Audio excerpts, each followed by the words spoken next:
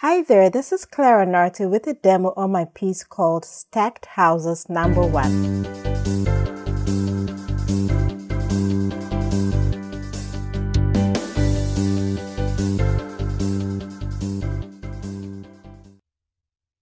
I started with this sketch in my sketchbook, and then I traced it onto a white piece of fabric. I enlarged it first and traced it onto a white piece of fabric, and now I've brought it to my sewing machine and I'm tracing the outlines using my sewing machine. This is the reverse side of the piece that I want to work with, so I'm tracing from the background fabric. And so this is what I get when I trace it, and this is the right side that I want to work with. So now I turn it over and I start stitching on the right side. If you're familiar with my work, you'd know that I do a lot of shading and I use straight lines to shade. I'm not going to use a ruler in this work, but I'll use straight lines throughout. Sometimes my lines are not exactly straight, but to the eye, they look straight, because I do the best I can to keep them as straight as possible without fussing too much. I have changed thread colors here, so as you can see, it's a little darker. And I can see that I'm going to get some puckering if I continue the way I'm going. So I have given it some space and stitched in between the lines so that I will flatten that area so that I don't get puckering. If I continue just going from one end to the other, by the time I get to the end, it would have puckered severely.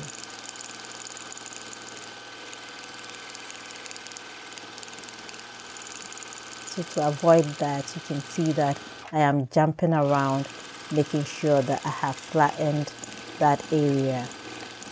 And that now that I have done that, I'm going back and adding a little more details to my shading. And by shading closer to the stitches, I get a darker shading. And now I have changed my thread again, and you can see the contrast between the lighter gray and the dark gray that I had just previously used. And in this instance, I'm varying the distance between the stitches a little bit. They are not too close as they were with the dark thread.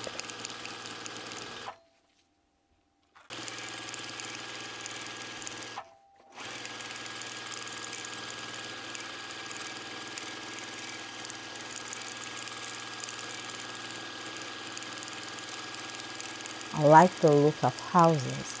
Although they are made up of straight lines, they tend to have this interesting look when they are stacked together.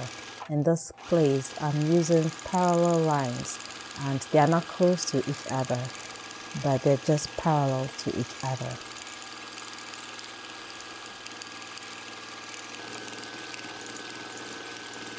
And then to add some more detail, I go back in between the lines and add a little more shading. And these stitches are a little bit closer to each other than the parallel lines that I had used previously. And then I move on to one of the chimneys of the house.